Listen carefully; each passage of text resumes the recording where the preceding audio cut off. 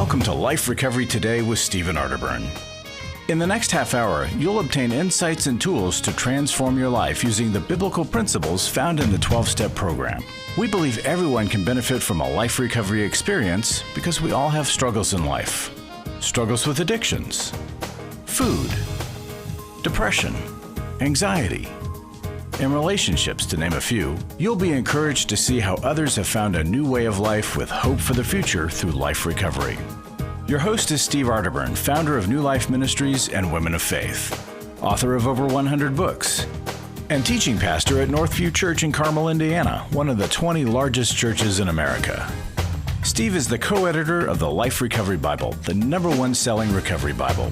With over 3 million copies sold, this is the Bible given to inmates by Prison Fellowship and the Pew Bible for the Salvation Army. Now here's Steve. Hi there, Steve Arterburn here, and thank you for joining me for Life Recovery Today.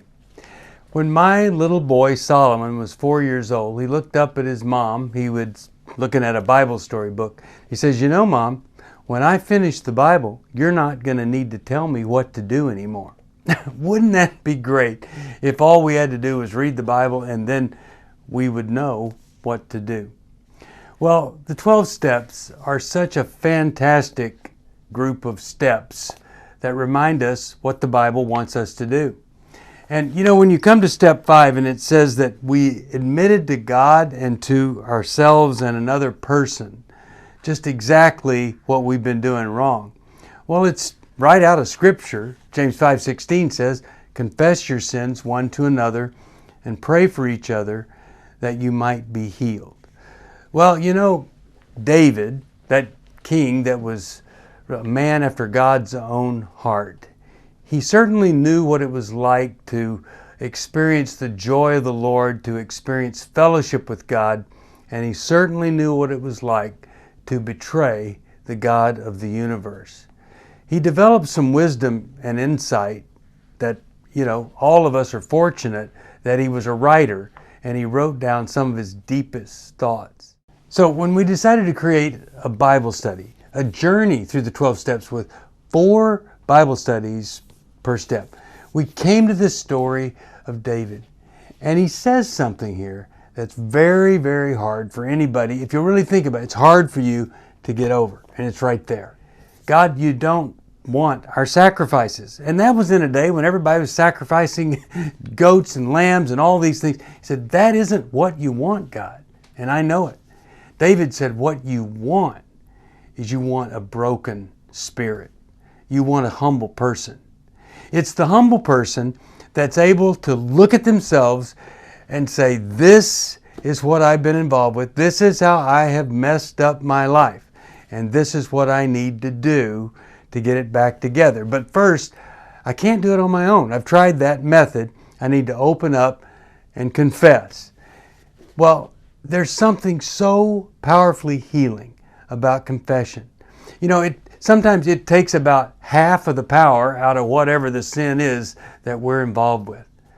And so maybe if you're struggling and it's not going away, the struggle just gets worse, maybe you need to humble down, as my wife says. Open up. See what's on the inside. Admit it to yourself and to God and to another person. We'll be back after this with a visit with Landon Porter. Are you going through your struggles alone? Do you want someone to talk to help you through your pain? Do you feel like a failure when you relapse again, telling yourself, next time will be different? Don't walk this path alone anymore. Join a life recovery group today and be a person that your friends and family can be proud of.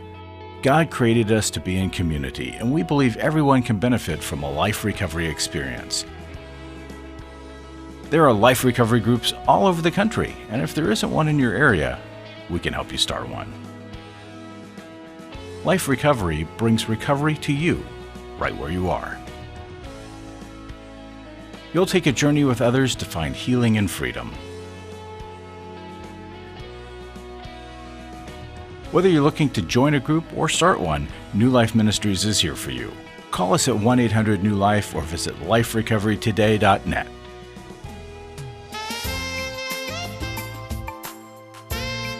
Welcome back to Life Recovery Today. You know, one of the greatest honors in my life is to be the teaching pastor at Northview Church, 12 campuses in prisons here in Indiana. And the guy that is, Landon Porter, he's a pastor. He's making a huge difference in groups and people getting together with purpose and meaning. And it all started, you went to Abilene Christian. Abilene Christian back in 1993. There you go. It's been a few years, yeah. And when you went out to Abilene, you had to go up Ranger Hill, and I was raised in Ranger. Yep. Yeah. Right by your hometown there. Awesome. And so when you graduated from Abilene Christian, what did you want to do when you were heading out of college?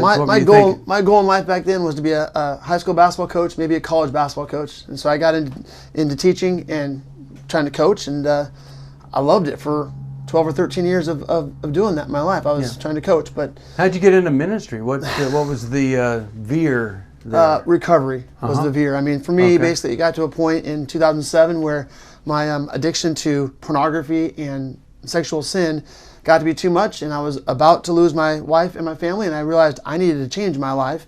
And I'd gone to church. I knew God the whole time, but he wasn't really real to me, or wasn't able to really impact my life much until I had to surrender and get into recovery and realize I needed help. So got into a group, and Dr. Doug Weiss's stuff from his office down there in Colorado Springs helped me a ton. And then it was about a year and a half into that my family moved from Seattle down to Albuquerque and got involved in a church that said, hey, can you start some groups for us here? And I started my journey into group life, where I'm like, hey, I'm pretty good. I like doing this. I like helping people grow. So that's how I did it. Well, it's so great. And, I think, especially with COVID, I think people have come to understand how lonely we can get, how isolated we can get and disconnected, and how healing and wonderful groups are. And I have to believe that as we get back together, groups are going to do really well. It'll be slow because people are used to being alone and isolated, but I really think groups they've made a name for themselves in all of our isolation. Yeah. Now, you're a writer. You wrote the workbook for True Freedom. I did. And your name right there, Rick Bosch. And you guys put this together based on your recovery experience. Correct. And his. Yeah. And so you've, Dave Stoop and I, we felt like that there were 7 keys that would represent the 12 steps. The Oxford groups had 4 absolutes. Yep. You've got 5 choices that are here. And so let's talk about those. What's the first choice in establishing and finding a true freedom? Yeah, so in order to really understand and grasp freedom, you got to surrender. You got to quit. You got to realize it's not worth doing this anymore. I've got to give up and realize that I can't do this the way I'm doing it, and I got to try something different. So surrender is the beginning of freedom, which seems like an oxymoron, but it works, right? We've seen it biblically. We've seen it in people's lives. And I'd just like to point out that surrender, maybe it comes in many forms, but I know it comes in 2. One, we know that surrender where somebody comes to the end of themselves and it's emotional and they cry and I've hit bottom and I'm done.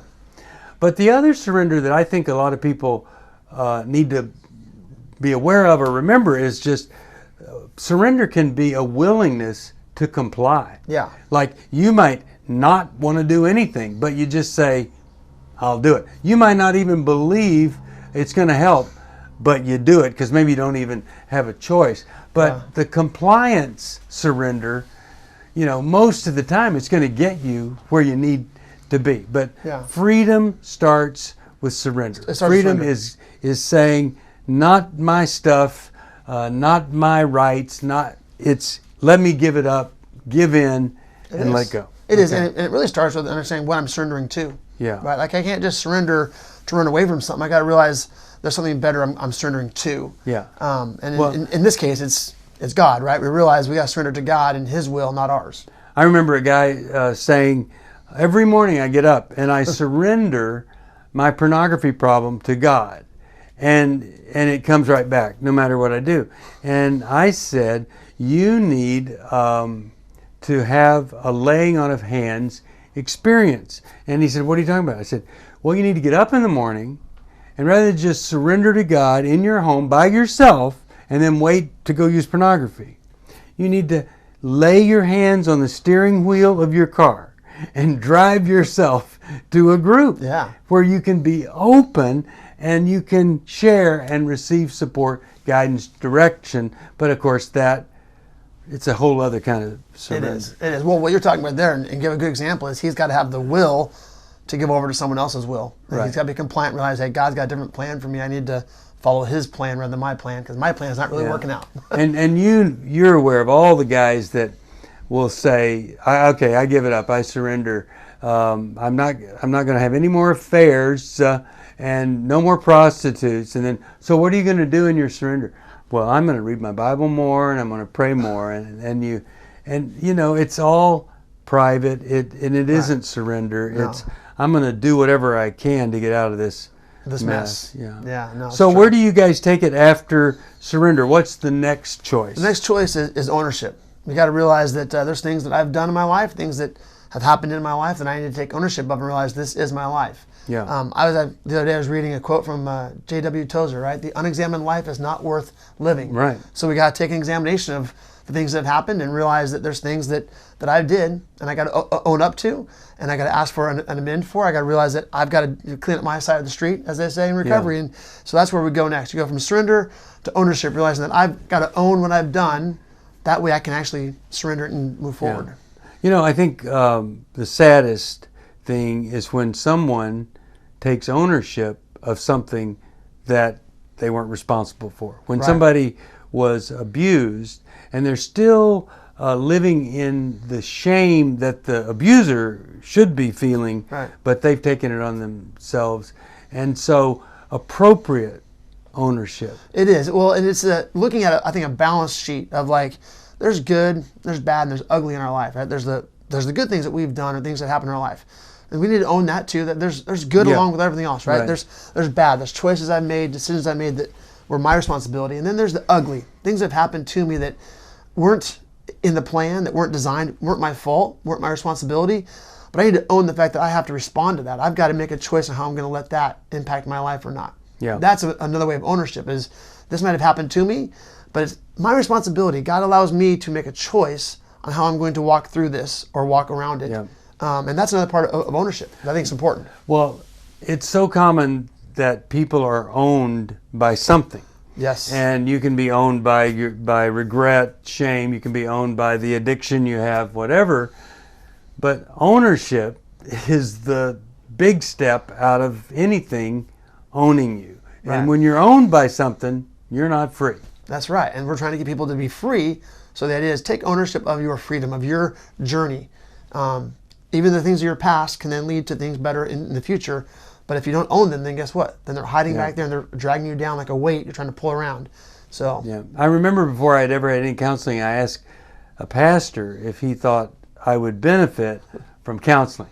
And he said, well, you know, really good counseling is all about accepting responsibility when you tend to be irresponsible. And I said, so you're saying maybe I would benefit from? He said, I think you would. And so I did. I'm still going. All right. We're going to take a break. We'll talk more, hear about those other choices from Landon Porter. And I hope and pray that if you need a resource, you know, True Freedom, and it has a workbook. Landon did the workbook. Rick Bosch is the author of the book. We'll take a break. We'll come right back. It's hard to find a trusted friend when you're in crisis. Someone who's been there and understands, but who also has the training and skill to give you practical help.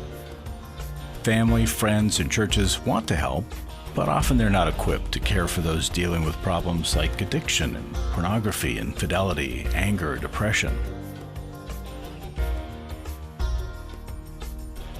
New Life Ministries is here to provide help and hope in life's hardest places. We're not focused on making people feel better. We're focused on helping people do the work that will help them be better. At New Life, we have resources available to help you, like books, DVDs, CDs, workshops, and our network of licensed counselors.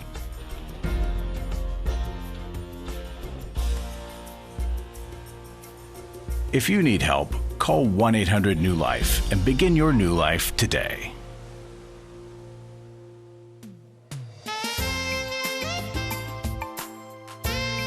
Welcome back to Life Recovery today. Landon Porter. And Landon wrote with Rick Bosch. Rick wrote the book True Freedom. And then Landon wrote this great workbook. And man, these are great tools. Just the picture on the front kind of helps you in your own recovery. Yeah. But whatever you've tried, if it hasn't worked, maybe this is the approach that could help you to find the free and the freedom, the life that you've been looking for. Now, Living Free Ministry is Rick Bosch's ministry, and it's not how do you bilk the government for money so you don't have to pay anything to live. It is about free, and of course Scripture says that when the Lord sets us free, we are free indeed. Yeah. And so how I've always viewed that is that if you read that Scripture and you are in recovery or you've been in some kind of program and you're not free indeed, then maybe there's some other things that you need to do. Right. And maybe one of those things is in the next three choices. So we're going to surrender, and then we're going to take ownership for ourselves, the future, what we've done, the damage that's been caused. What's the third choice? The third one, I think, is one of the most important ones we have, and that is the choice to heal. Yeah, we're going to heal. There's got to be healing involved, a deep inner healing beyond just owning my stuff and talking about it. I got to let God into that place where I can accept His forgiveness in my life and really truly let those things go and let God heal those parts of me that are hurting. I think a lot of people have a misconception about forgiveness. They think they need to ask for it. They think they need to give it, and then they think to themselves, "Well, I can't forgive myself." And I tell people all the time, "Well, you're right. You can't really forgive yourself. You need to accept God's forgiveness and let Him come into your life and heal that. And once you have that, then you're going to be able to experience freedom." Yeah. And so if we are not truly forgiving or forgiven, how's that going to show up?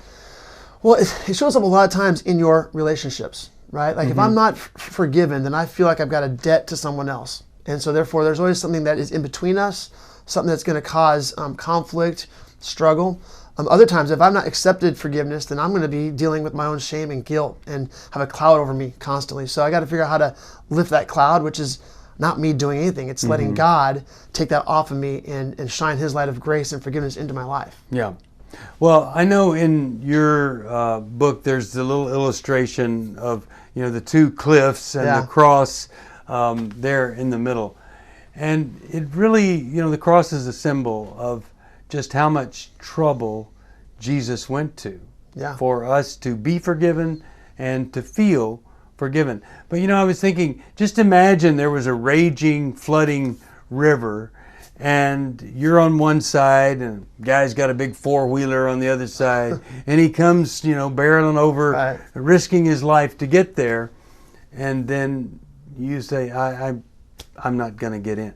I'm not going to go with you. And he's gone to all that trouble for nothing. And I think that's a very trite example when you compare to what Christ did for us to be forgiven. And Landon, I thought in my life, after paying for an abortion, that my job was to show God nobody's felt worse about this. Nobody's had more shame than me. Right. And that's exactly what Satan wanted me to believe. God wanted me to live free because His Son paid the price. Right. Well, He wants you to live free in His light, right? Not in the darkness. And without accepting His forgiveness, then we actually just keep living in the dark. Which I believe people who live in the dark, it takes a lot more energy, a lot more effort to hide and to mope around and to live that life where I'm not really truly free. It takes energy and effort, and it's light and freedom to live in His light of who He is and what He's done for us. So you got to understand the shadow cast from the cross isn't darkness. Yeah, it's light, and we need to accept it. Right.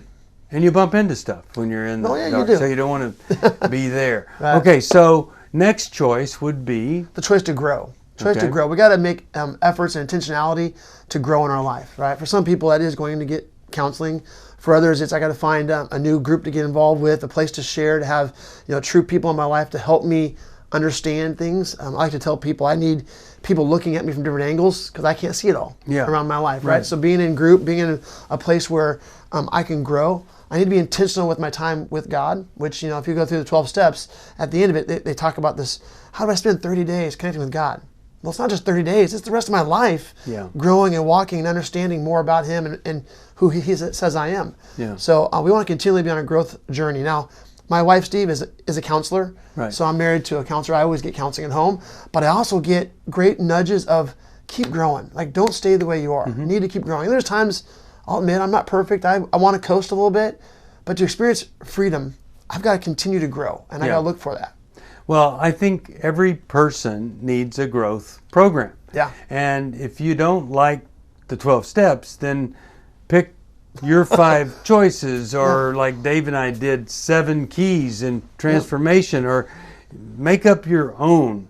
But be sure they take you from a place of lack of awareness or minimal maturity to a different place, a better place. And one of the great things about 12 steps is it moves you out of yourself and toward other people. Yeah. I mean, you're admitting to God you can't do it on your own, and then pretty soon you're starting to confess what you did to other people, and pretty soon you're out trying to help other people experience what you did. It's other-centered. Yeah. All right, so our final choice in the 5 choices. Like you just said, if we're growing, we're learning to connect with other people. So the final choice is the choice to connect. Yeah. Find places where I can connect, where I can share my life with others. Quite often it's, I need to continue to have a place where there's, accountability and support, but also a place where I can give back and share with others what's going on. A gift that is worth receiving is a gift worth giving. Yeah. So therefore, we want to give the gift away. And I honestly was thinking about this on the way over here today, Steve. I think recovery really is a great discipleship tool. Yes. Of how we're growing our faith towards a reproducible process of, now that I'm a disciple and I'm growing in Christ, I want to make other disciples. I want to help them understand the freedom I've got. So the choice to connect is really about helping other people grow as well. So in recovery, we talk about this higher power concept. When you had gone to a Christian college and all, but when you got into recovery, did you refer to this being as a higher power? Was it God? Was it Jesus? How did you start the journey? It was God. Yeah. I knew there was a God. I grew up in church, so I knew there was a God. I knew what Jesus had done for me. I just kept Him at arm's length, right? And I had to let Him in and realize that He doesn't want to just have me understand who He is in my head. I've got to know it in my heart, and I got to do it with my hands. I got to be active in my faith. Yeah. And so when I let God in, it changed me completely and allowed me to really become a different person. Yeah. I love Romans 12:2, right? Don't conform any longer to the pattern of this world. And believe me, my actions in my life was conforming to the pattern of the world, right? People in the world would say that was okay to do. Yeah. Even chasing success in sports and all that stuff. But the next part says, but be transformed by the renewing your mind. I let God transform me. He's the one that does that transformation. I can't do it on my own. It's me understanding Him, letting Him into my life. And when that happened, transformation happened, and I've enjoyed it ever since. Yeah. Well, I've been around a few more years than you. A couple and more. I've been around some wonderful churches, and I'm always curious about people and how they are and who they are.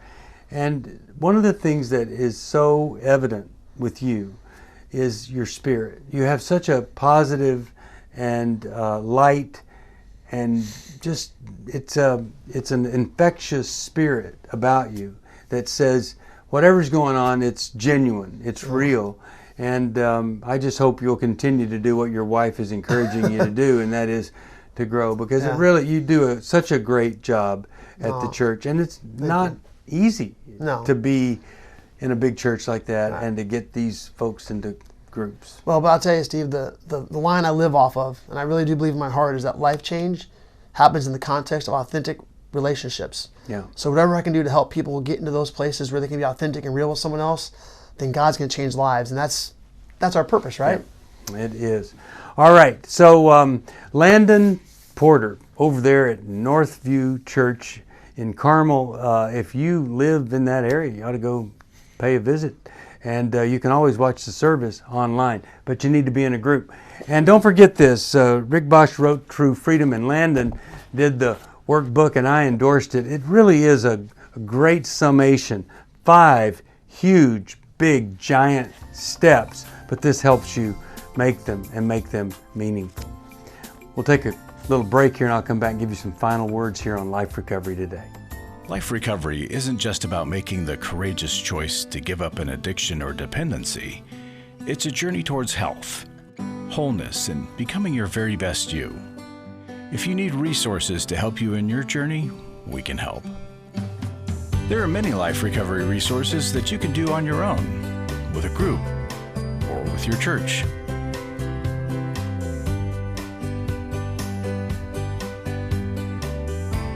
We have Bibles, workbooks, and devotionals that you can use to work your recovery right where you are. That's the beauty of life recovery.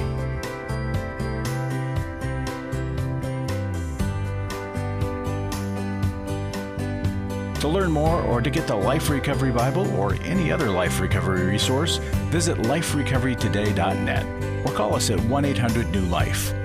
1-800-NEW-LIFE.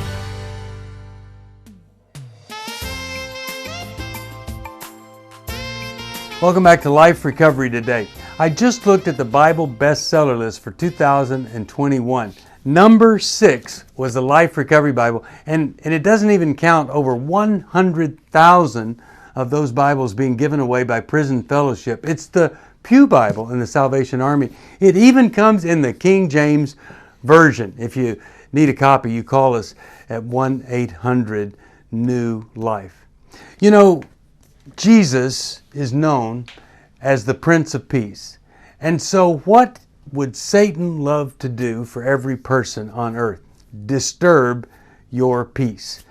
He does not want us to be at peace with God or with ourselves or with other people. He wants us to be in constant conflict with every human being and God Himself. If you're not experiencing peace, could it be that you have let Satan into your life and Satan is influencing your life through pornography, drugs, alcohol, an ego that is off the charts, some kind of problem that's disturbing your peace? Well, we know this. One day you didn't just wake up and decide to have a problem. There's a source. There are roots to that problem. And when you're ready to get help for those roots, not only is recovery available, but so is restoration and healing. If you need some help with that, you call us at 1-800-NEW-LIFE. Hey, thanks for joining me for Life Recovery Today, and I hope and pray just for this day alone, you experience God's peace in recovery. See you next time. Thanks for joining us for Life Recovery Today with Stephen Arterburn. We hope this program has helped you integrate God's truth and wisdom into your recovery journey. This program is brought to you by New Life Ministries, and it's your support that keeps this program on the air. When you contact us for any reason, be sure to let us know that you watch on NRB. Call us at 1-800-NEW-LIFE or go to liferecoverytoday.net. Please join us again next week for more Life Recovery Today.